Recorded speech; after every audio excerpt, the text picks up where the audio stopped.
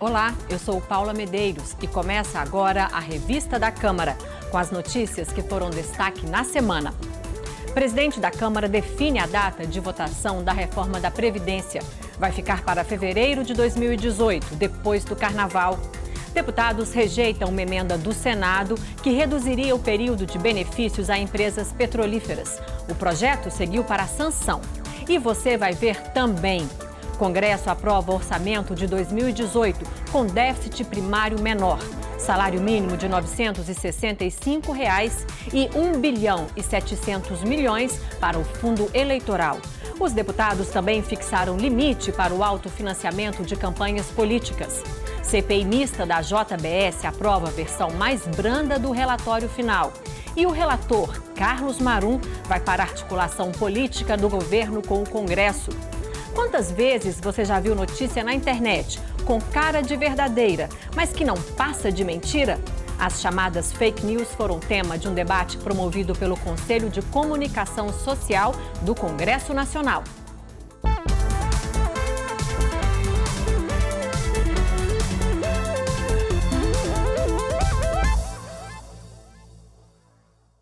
Foi mais uma semana de negociações sobre a reforma da Previdência.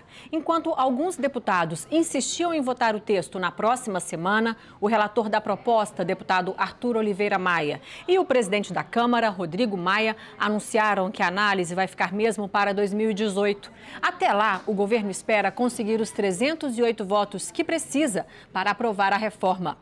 A votação do orçamento, com antecedência de uma semana do prazo final, colaborou com o adiamento da votação, como mostra o repórter Marcelo Westphalen. No final de novembro, o governo apresentou o novo texto da reforma da Previdência. Veja agora quais são as regras propostas. Todo mundo vai ter que pagar um pedágio de 30% do tempo de contribuição que faltar para a aposentadoria. Além disso, vai haver uma idade mínima para aposentar. Na data da aprovação da reforma, será de 53 anos para mulheres e 55 anos para homens. A idade mínima vai aumentar em 1 ano em janeiro de 2020 e continua subindo a cada 2 anos até atingir 62 e 65 anos. Para os servidores públicos, a progressão começa em 55 e 60 anos, que já são a idade mínima de aposentadoria nesse setor. Mas há exceções. Para os policiais, vai ser de 55 anos, tanto para homens quanto para mulheres. Para professoras e professores, 60 anos. Trabalhadores rurais continuam se aposentando com 60 anos e trabalhadoras rurais com 55, como acontece hoje. O tempo mínimo de contribuição passa a ser de 25 anos só para os servidores públicos. Para os outros trabalhadores, fica em 15 anos, como já é hoje. O valor da aposentadoria vai ser calculado numa escala que começa com 60% da média de contribuições e aumenta a cada ano de contribuição. 70% aos 25 anos e 100% aos 40 anos. O objetivo é estimular as pessoas a trabalhar por mais tempo. A pensão por morte fica como foi aprovado pela comissão especial, 50% da média das contribuições, mais 10% por dependente. O relator admitiu que a votação deverá ficar para 2018. Foi uma decisão política optarmos por não fazê-lo nesse momento. Afinal de contas, trata-se de um assunto da maior relevância para o Brasil e não podemos, em absoluto, correr o risco de trazer esta matéria para o plenário da Câmara e sofrer uma derrota. Já tem muita gente em ritmo de férias. O Senado agora não tem mais nada convocado para a semana que vem. Então, eu acredito que, diante disso, esse relaxamento é natural, até porque, historicamente, votou o orçamento, é recesso. Então, isso é quase como a sineta da escola, tocou é recreio. O presidente da Câmara, Rodrigo Maia, já marcou a votação para 2018. O início da discussão da matéria para o dia 5 de fevereiro e a votação para a primeira segunda-feira depois do Carnaval. Dia 19, segunda-feira, a matéria vai estar pronta para pauta e nós vamos começar a votação da reforma da Previdência. A eventual votação em fevereiro, ela é tida por muitos como mais difícil do que agora.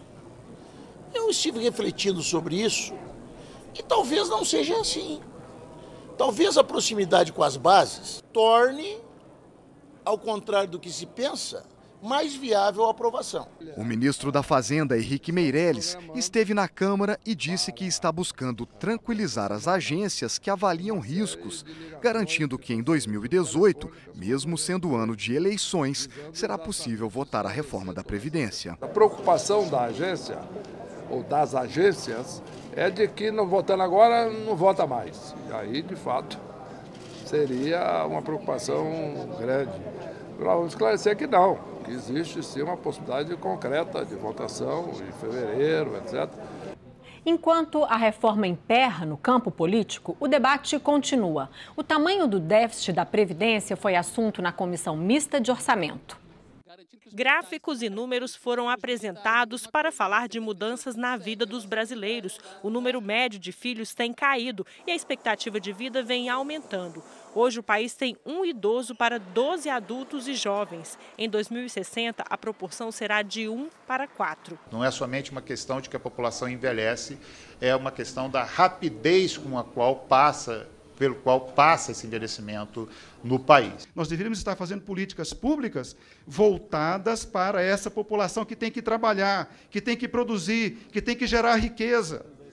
E que nós temos isso aqui escamoteado da nossa discussão de reforma da Previdência. Só se mostra a ponta dos idosos. O diretor da Associação Nacional dos Auditores Fiscais da Receita Federal criticou a proposta de reforma previdenciária do governo federal. Questionou o excesso de benefícios fiscais que fez a arrecadação do governo cair 12% nos últimos 2 anos. O secretário de Fiscalização da Previdência Social do TCU também defendeu ações para combater a inadimplência e a sonegação de contribuições previdenciárias. Já o senador Hélio José, que presidiu uma CPI no Senado sobre o déficit da Previdência, criticou a tentativa de penalizar os servidores públicos e os trabalhadores em geral. O miserável, coitado do perseguido, do trabalhador, do servidor público contribui todo mês, porque esse está no contra-cheque. Ninguém pode tirar. Tem que ter também a contribuição do patrão. Os bons patrão pagam na folha de pagamento todo mês. Agora a maioria dos poderosos não pagam. O ministro do Planejamento, Diogo Oliveira, afirmou que a economia está melhorando, mas a reforma da Previdência é fundamental para garantir que o crescimento continue. Segundo ele, a proposta do governo é justa e não vai prejudicar os mais pobres. Outras vantagens, de acordo com o ministro, são a manutenção do BPC, que é destinado a idosos e pessoas com deficiência de baixa renda, e o salário mínimo como referência para os benefícios. O governo assumiu o desgaste de fazer isso. Este governo assumiu. Por que será? Não é porque esse governo gosta de ter desgaste, imagino. É porque a realidade é essa. A cada vez que nós mostramos os números e nós enfrentamos as dificuldades, os números ficam claros e o governo sabe, não tem outro jeito, não tem outro caminho. A divergência sobre o assunto também é grande entre os parlamentares. Por que esse governo está tão empenhado nisso? Porque quer aumentar o mercado da previdência privada. Até a Brasilprev já está com produtos sendo anunciados aí para ocupar esse espaço, né? E já aumentou a captação da previdência privada só com o debate, deputada Laura. Imagine quando aprovar. Há um déficit. Sim. Que a Receita não cobre a despesa. E que se continuarmos com essa situação, nós vamos ter problemas mais graves do que estamos tendo. O Congresso Nacional aprovou o orçamento do país para o próximo ano e 2 vetos presidenciais polêmicos foram derrubados. Um deles tornava o autofinanciamento de campanhas ilimitado. Dini Moraes explica. O primeiro veto analisado foi o que atingiu inteiramente o projeto de lei que dá porte de armas aos agentes de trânsito. Houve mais votos contra do que a favor, mas não foi o suficiente para derrubar esse veto. São necessários, no mínimo, 257 votos entre os deputados. Os favoráveis à derrubada só conseguiram 174. Outro veto era o que proibia as santas casas que estão com o nome sujo de terem acesso a uma nova linha de crédito especialmente criada para essas entidades filantrópicas. Com a orientação favorável de grande parte dos partidos, o veto foi derrubado por senadores e deputados. Houve polêmica na hora de analisar o veto de um dos pontos da reforma política. O veto, na prática, retira o limite de autofinanciamento dos candidatos, permitindo que os que têm melhores condições financeiras banquem inteiramente os custos das próprias campanhas. Esse veto é o veto que garante a soberania da campanha dos milionários, das campanhas milionárias. Impedir que a pessoa faça doação lícita para a sua própria campanha, no momento em que se está impedindo que as empresas façam doação, é empurrar todo mundo para o caixa 2. Na Câmara, o encerramento da votação antes do esperado pelo plenário gerou protesto. Isso porque, mesmo com todos os partidos orientando pela derrubada do veto, faltaram 3 votos. Isso é manobra. Não vamos aceitar. Não teve manobra nenhuma, porque eu fiz aqui o que determina. Tinha um líder pedindo a palavra. Podem fazer o que vocês quiserem, mas eu fiz o que determina. Depois da confusão, a votação foi refeita. Está reaberto, acabou, tinha essa confusão, acabou. Na nova votação, o veto foi derrubado tanto na Câmara quanto no Senado. E isso significa que vai virar lei que candidatos terão para o uso de dinheiro próprio em suas campanhas o mesmo limite que as demais doações, 10 salários mínimos ou 10% da renda. A votação mais importante veio no final da noite. Apesar de alguns protestos, o orçamento, que traz todas as expectativas de arrecadação e despesas do setor público no ano que vem, foi aprovado sem obstrução. O repórter Cid Queiroz mostra como ficou a proposta orçamentária para o ano que vem. Foi o orçamento do cobertor curto. Para cobrir uma despesa, precisava descobrir outra. Por causa da emenda constitucional do teto dos gastos, o relator do orçamento teve que se virar para atender todas as demandas. Mas mesmo com limites mais restritos, foi possível ampliar os gastos nas áreas de saúde, educação e segurança pública. Não existem folgas, não tem reestimativa de receita, não tem gordura. No total, as receitas da União para 2018 somam 2 trilhões e 400 bilhões de reais. O Congresso previu uma arrecadação maior em quase 5 bilhões para o ano que vem, mas por causa do teto de gastos, acabou destinando 2,5 bilhões para abater a dívida pública, ou seja, o governo terá um déficit menor em suas contas em 2018. Mesmo assim, é muito alto, de 157 bilhões de reais negativos.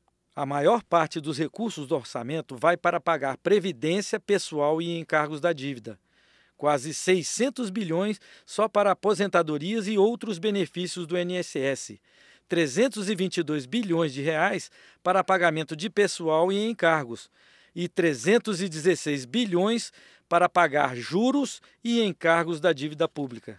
O orçamento do ano que vem prevê 119 bilhões de reais para a saúde, 85 bilhões para a educação e 15 bilhões de reais para a segurança pública. Os recursos para a área de ciência e tecnologia e comunicações somam 12 bilhões e 600 milhões de reais, uma redução de quase 20% em relação ao valor autorizado em 2017, o que, na visão de parlamentares, praticamente desmonta setores estratégicos como o programa aeroespacial e a internet pública. Apenas uma pequena parte do orçamento federal, 44 bilhões, é destinada a investimentos, como obras e promoção de desenvolvimento. Os cortes geraram um debate em torno do teto de gastos. Nós precisamos revogar o congelamento, porque o congelamento não vai servir para banqueiro, não vai servir para fazer propaganda, vai servir fundamentalmente nas áreas de educação, de assistência social, de saúde, de agricultura, de infraestrutura, de rodovias, de obras que a população precisa. Ficam culpando o teto. O teto é só um parâmetro para disciplinar a voracidade da gastança que os governantes acham. Não existe dinheiro do governo, existe dinheiro da sociedade que o governo vai lá, pega através dos impostos. Quem é contra a disciplina fiscal está defendendo aumento de impostos. E o plenário da Câmara concluiu a votação do projeto que renegocia dívidas de agricultores, com destaque para os débitos com o Fundo Rural. Os deputados rejeitaram uma emenda do Senado que reduziria o prazo de benefícios a empresas petrolíferas. Mesmo sem chegar oficialmente ao plenário da Câmara, a proposta de reforma da Previdência causou impacto sobre debates e votações. Foi uma semana de muita obstrução feita pelos partidos que tentam evitar que as mudanças nas aposentadorias cheguem ao maior espaço de votações da Câmara.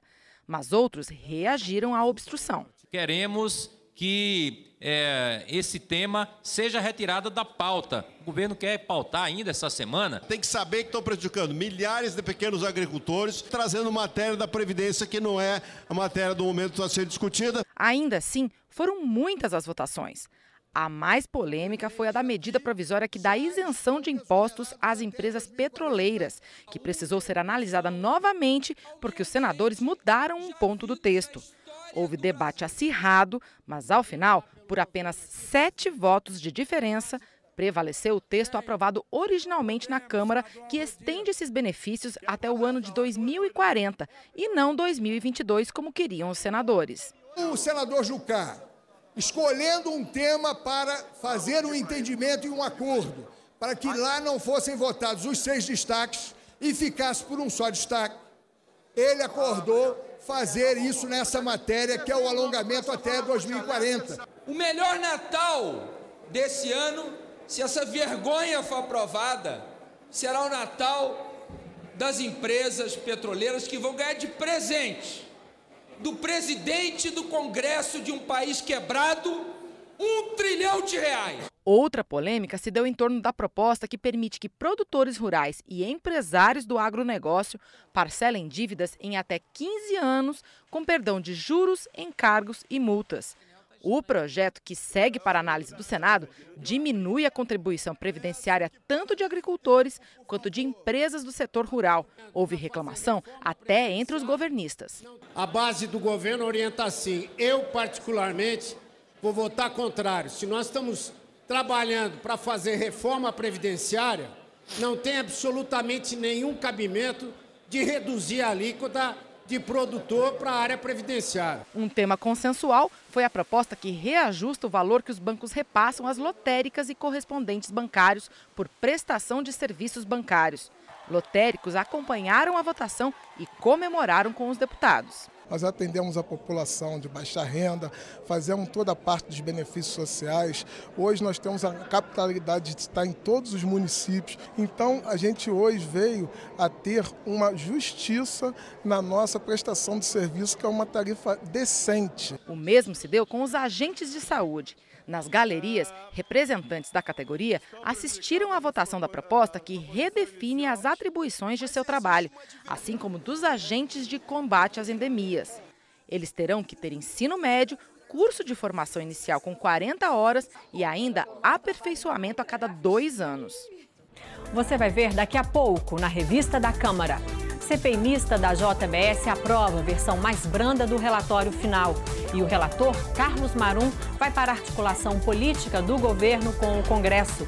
As chamadas fake news foram tema de um debate promovido pelo Conselho de Comunicação Social do Congresso Nacional. Eu volto já.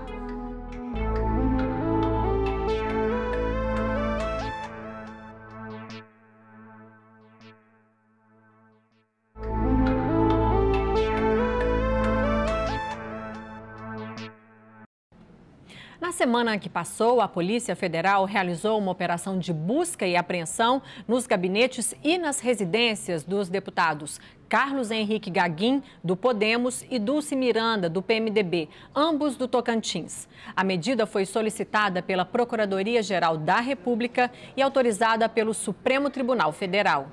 Os andares onde ficam os gabinetes dos deputados Dulce Miranda e Gaguin foram interditados pela Polícia Legislativa. Os policiais federais deixaram a Câmara carregando sacolas.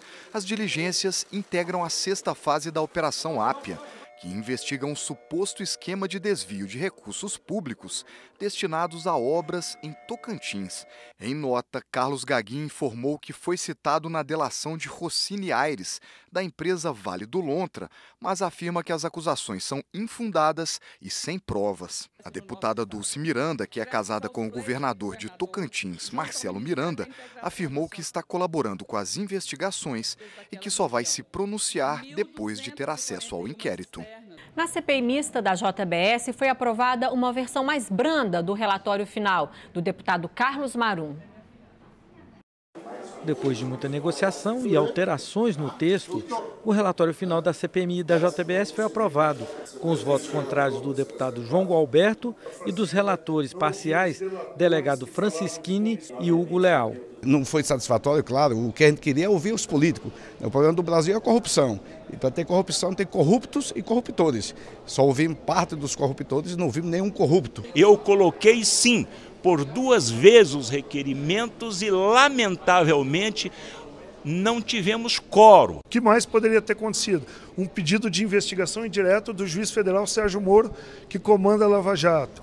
A abertura de uma CPI de delação premiada. Quer dizer, eu acho que nosso trabalho em minoria, ele foi um trabalho eficaz para evitar que o resultado final não é que fosse satisfatório, mas que fosse indecente para o país. Nós acordamos retirar a proposição legislativa que regulamenta com mais precisão o Instituto da Delação Premiada. Então isso vai fazer parte do projeto de lei que será apresentado na Câmara dos Deputados. Desde que foi criada, a CPMI da JBS enfrentou resistência dentro e fora do Congresso. Muitos não queriam que a investigação se debruçasse sobre a atuação do Ministério Público e os acordos de delação premiada. O relator-geral teve que ceder para aprovar o seu texto. Entre outros pontos, Marum tirou a proposta de indiciamento do ex-procurador-geral Rodrigo Janot e de seu braço direito, Eduardo Pelela. Veja o que foi aprovado. O relatório pede que o Ministério Público investigue se Janot usou o cargo para tentar depor o presidente Temer. Mantém os pedidos de indiciamento de Joesley e Wesley Batista por corrupção ativa e manipulação do mercado, do diretor da JIF, Ricardo Saldi, por corrupção ativa, e do ex-procurador Marcelo Miller, acusado de atuar para o grupo enquanto ainda trabalhava no Ministério Público. O relatório da CPMI encaminha várias recomendações. A Câmara que vote os projetos já aprovados no Senado, que dispõem sobre o abuso de autoridade e a quarentena de juízes e procuradores. Ao Conselho Administrativo de Defesa Econômica, que passe a cobrar multas proporcionais aos lucros obtidos pelas empresas infratoras nas operações irregulares. E ao Ministério Público, que investigue eventuais benefícios concedidos às empresas do Grupo JIF em empréstimos, renúncias fiscais e compensação de créditos. O relatório de uma CPI ele tem que ser resultado não somente da visão do relator, ele tem que ser o resultado do pensamento, digamos, médio ou majoritário. O relator da CPI, deputado Carlos Marum, assume a Secretaria de Governo e a articulação política junto ao Congresso. Entre as atribuições do novo cargo, a missão de costurar a aprovação da reforma da Previdência em fevereiro. Na semana que passou, o presidente da Câmara, Rodrigo Maia, criou uma comissão especial para analisar a proposta de emenda à Constituição que restringe o foro especial por prerrogativa de função, mais conhecido como foro privilegiado, em casos de crime comum. A proposta já aprovada pelo Senado mantém o foro apenas para o presidente e vice-presidente da República, o presidente do Supremo Tribunal Federal e os presidentes da Câmara e do Senado. As demais autoridades seriam julgadas em primeira instância. É fato que muita gente anda descontente com a política no Brasil, mas ignorar o assunto também não ajuda a melhorar nada.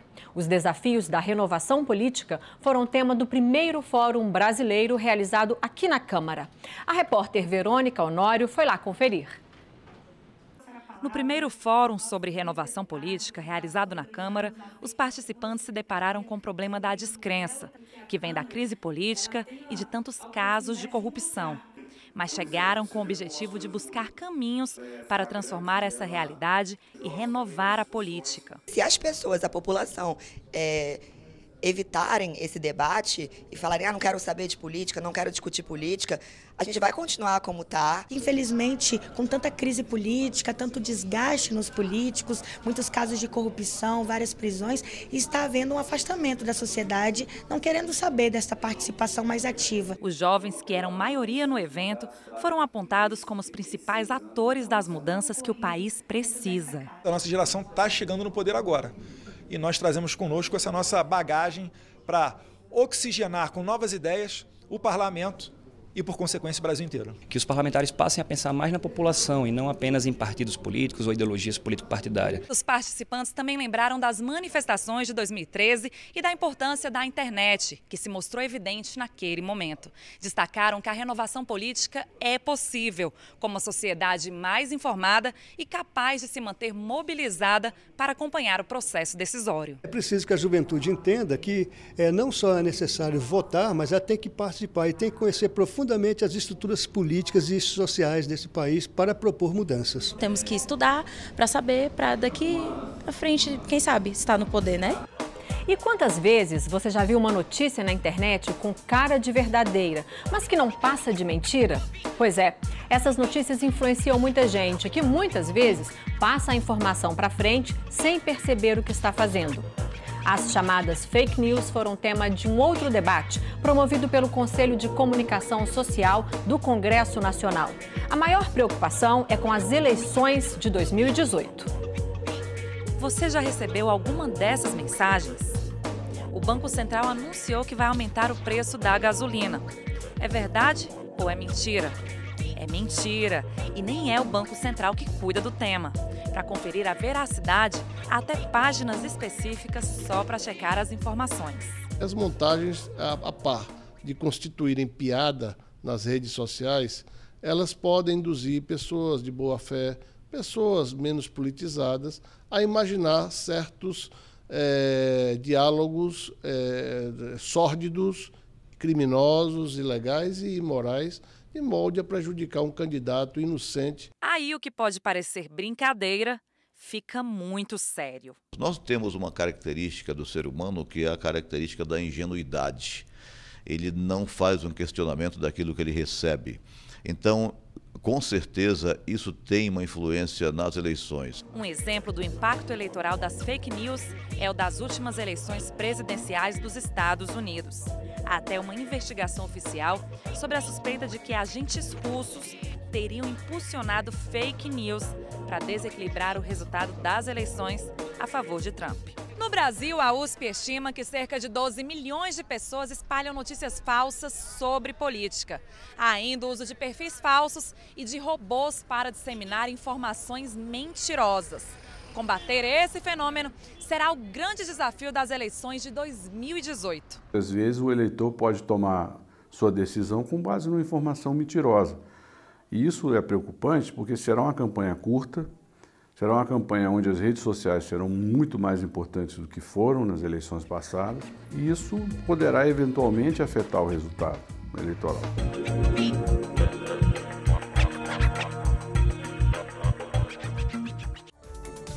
E é isso. Você pode rever a revista da Câmara na nossa programação e também pela internet. O endereço é youtube.com/Câmara dos Deputados Oficial, tudo junto.